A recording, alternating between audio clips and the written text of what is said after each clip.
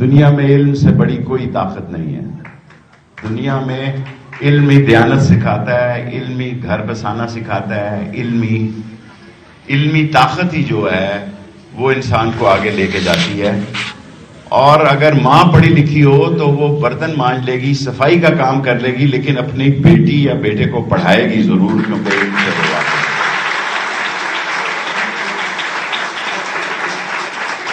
اور انشاءاللہ تعالی ایک آئی ٹی یونیورسٹی رہ گئی ہے. یہ چیف منسٹر ہاؤس جو کچہری میں ہے اس پہ میری پوری نظر ہے. جانے سے پہلے یعنی اس حکومت کی سبزیاں ٹوٹنے سے پہلے اس پر بھی قبضہ کر کے جاؤں گا.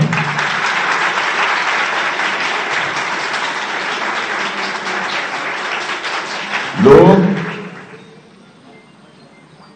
جب علم سے عاری ہوتے ہیں تو ان کو بے وقوف بنایا جا سکتا ہے. عقل بادام کھانے سے نہیں آتی. اگر عقل بادام کھانے سے آتی تو یہ سارے پنساریوں کے بیٹے پی ایچ ڈی ہوتے اور ڈاکٹریٹ ہوتے. سو عقل علم سے آتی ہے، جستجو سے آتی ہے اور دھکے کھانے سے آتی ہے. سو میں پرنسپل صاحبہ کو مبارکباد دیتا ہوں، لیکن بے شک آپ مجھ سے آج کل جتنے پیسے چاہیے ایک اور شاندار سا بلاگ بنائیں یہاں پہ.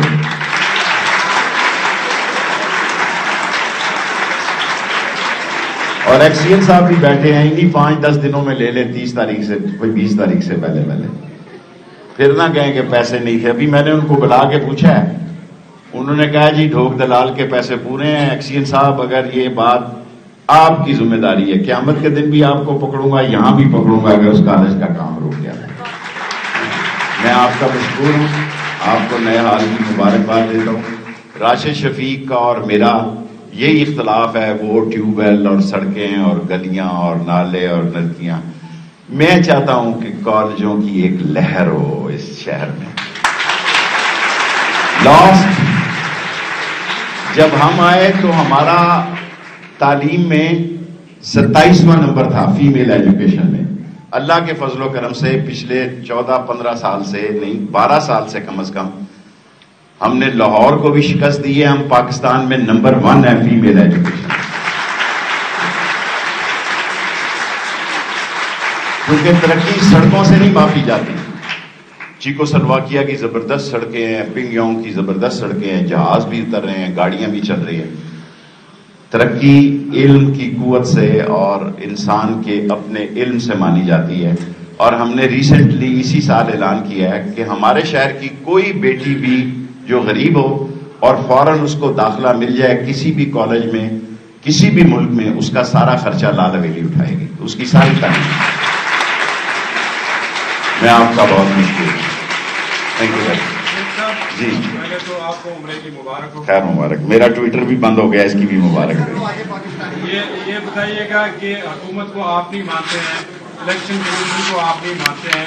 خان صاحب نے ساری امیدیں اب نئے آرمی چیف سے وابستہ کیے ہیں، آپ کی کیا توقع ہے؟ فوج بھی ہماری ہے، ہم بھی فوج کے ہیں، عدلیہ بھی ہماری ہے. ساری قوم عدلیہ کی طرف دیکھ رہی ہے. ساری قوم ان نیب زدہ لوگوں کو جنہوں نے اپنے اس ملک سے بھاگنے کے لیے ترامیم کی ہیں. میں چیف جسٹس صاحب سے ان کے والد کے اس ملک کے تعلیم میں ہم پہ بڑے احسان ہیں، اور ان سے عرض کروں گا کہ یہ جتنے لوگوں نے کیس اپنے ختم کرائے ہیں، جب تک سپریم کورٹ کا فیصلہ نہیں آتا ان کا نام ECL میں رکھا جائے. میں عمرہ کر کے ضرور آیا ہوں. خدا کے گھر میں بھی لوگ پاکستان کی فکر میں لگے ہوئے ہیں، رو رہے ہیں. اور نہ ان کو پاکستان میں کوئی پسند کرتا ہے نہ باہر پسند کرتا ہے. ملک شدید ترین، سنگین ترین، پیچیدہ اور بہت ہی خوفناک حالات سے گزر رہا ہے. ٹیکنیکلی ہم ڈیفالٹ ہو چکے ہیں. نہ تنخواہیں دینے کے پیسے ہیں، نہ پنشن دینے کے پیسے ہیں، اور پورٹس پہ سامان گل سڑ رہا ہے. ایون دوائیوں کی صورت حال یہ ہے کہ میں نے پیناڈول وہاں سعودی میں نے کہا کہ سٹاف کے لیے بھی جی، انہوں نے کہا جی 2 سارے پاکستانی پیناڈول لے کے جاتے ہیں. سو ہمارے پاس تو پیناڈول نہیں ہے 8 مہینوں میں اس حکومت میں. جی اور بتائیے گا کہ آپ کہہ رہے کہ معیشت جو ہے برے حالات ہیں، تو کیا اسٹیبلشمنٹ کو نہیں پتا کہ معیشت کے یہ حالات ہیں؟